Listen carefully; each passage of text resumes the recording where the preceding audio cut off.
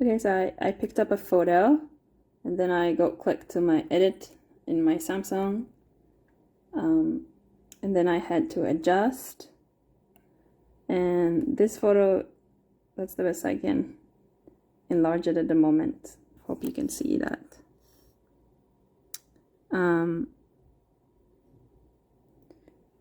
So I start with the brightness because there's some shade in the lower part of the image.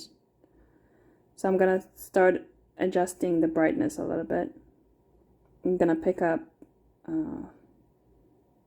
just below the half, and then I head into the white point, which that means that the image is analyzing where is the whitest area in the image, and it will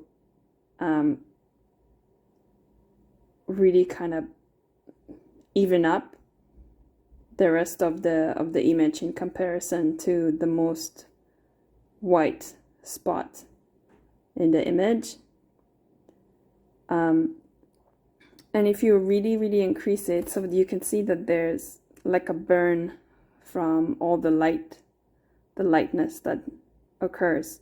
So if you go to the highlight and you reduce it, so you will see that the frame burning basically from the light burn basically is kind of being reduced. So I'll put it in the center for a moment so you see it's very highlighted.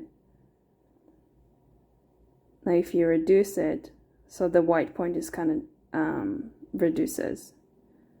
So I'm gonna take the white point and I'm gonna put it a little bit lower, about 50, and I will leave the highlight.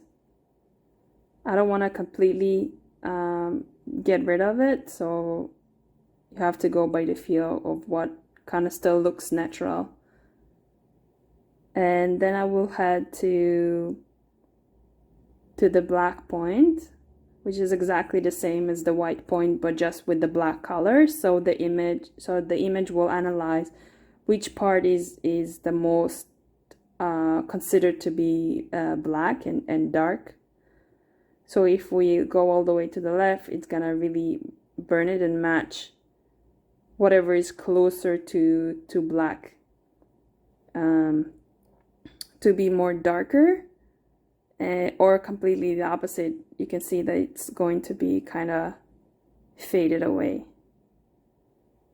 So you still want to have black, maybe just increase it a little bit to make it jump. And the shadows, same as like the highlight, you can either kind of like make it disappear, but you still want to have shade. It gives the illusion that you have lightning and give it the illusion of basically not a flat image, right? Like a 3D image. So I'm gonna have it a bit like this way. And then I will go back to the contrast. And if you reduce the contrast, the image will kind of look flat. And you will lose that effect of 3D items is what you took a photo of. But if I really increase the contrast, you can see that it's like you left the lens of the camera really open, and it absorbed a lot of light, so it will burn your image. So I can increase it a little bit, but then I will go back to my white point and I will reduce it. So don't be afraid to go back and forth, and don't be afraid between the filters, and don't be afraid to not basically start in each of the filters one by one. You can jump between one another, and that really depends on how the image looks like. Like I would, if an image looks very dark, so I would start with the lightning and the brightness, and then I will tackle the color of the image. But if the image looks kind of too much green or too much red, which I will post in another video, I would definitely start with the colors. So I want to give a little bit more warmth to the image and the bread to give it its natural color of basically caramelized of the carbs. And I will increase the saturation a little bit, because if you really put a lot, you will really gonna have like a orangey color to it. So I will increase it just a little bit. I will not touch the tint in this image. So the tint is basically it changed the spectrum of the colors from red all the way to green. You will have blue in the middle, yellow, pink, purple, and then red. So in our image, you can see that there's a little bit of red, green in it. You can see it's kind of similar to this one, but it's just perfect in the middle, so I won't touch it.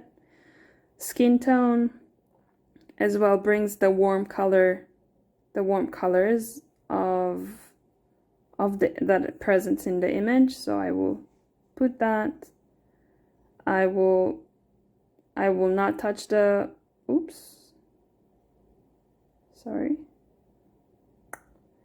I will not touch the blue.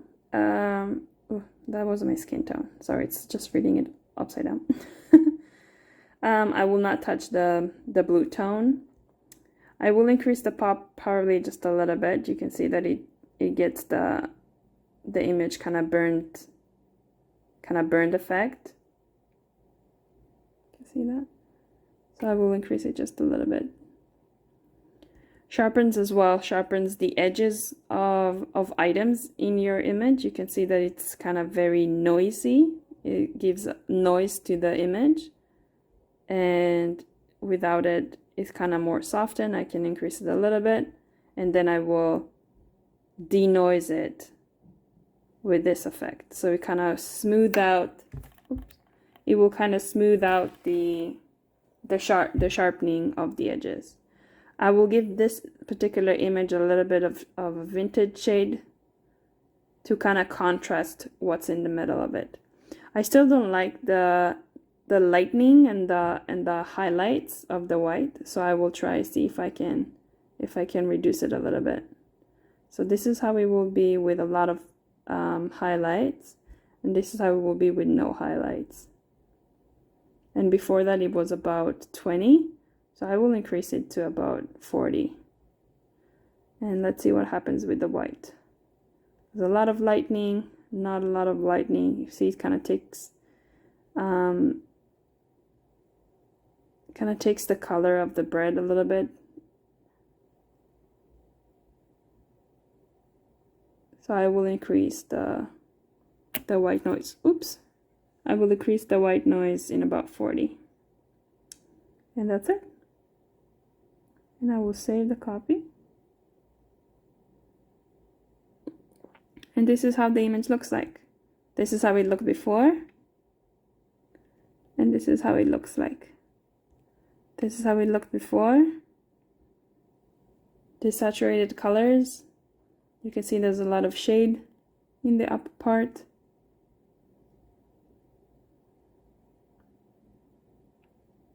And this is how the image is more jumped.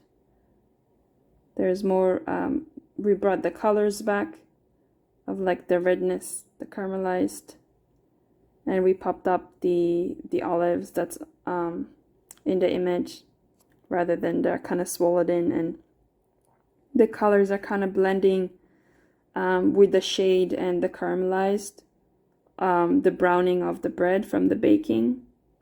But here you can really see the olives with the light. That's it.